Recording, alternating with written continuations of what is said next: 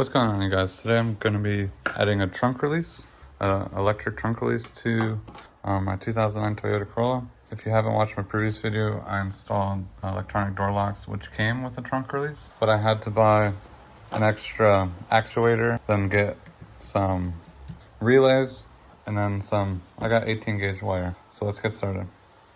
So first, I took apart the plastic panels and the driver's side so I could get access to where I put the module for the door locking thing. I'm tapping into the power for that, and then I'm gonna add the relay. I'll pop up a diagram on the screen that I'm following.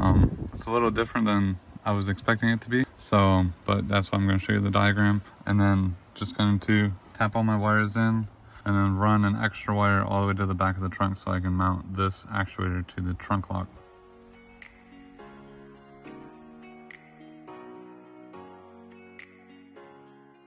Alright, so I got all the wiring all done. I stuck the relay right up there. I just double-sided taped it to the side of the plastic housing. And then I just crimped all my connectors together. And now I got an extra long wire that I'm gonna run to the trunk for the power to send to the switch. Alright, so I got my wire spliced in, and then I'm just running it through the door channels all the way to the back. Just trying to run it along the side, all the other wires in the door sill. And then I lifted up the seat and I ran it under through there to the back, and then in the back pull down the fender liner and then just kind of go up around with the factory harness, and then we'll bring it up inside of here.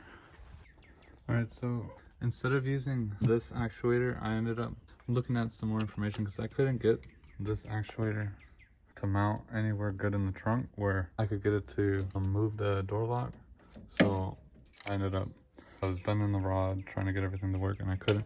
So I was doing a little more research and I found that the actuator that comes with the car, mine does not electronically actuate, but the model above mine does. And something I noticed is on this particular model, there's only 2 pins that go into that door actuator.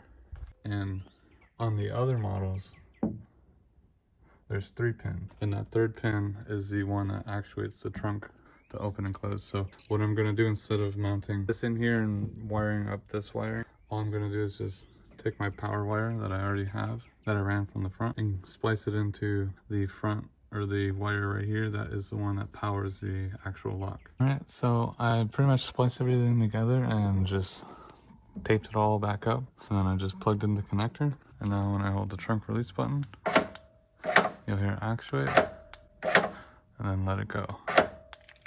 And you can just pause the trunk open. So that's pretty much it. Thank you guys for watching. I'll see you guys next time.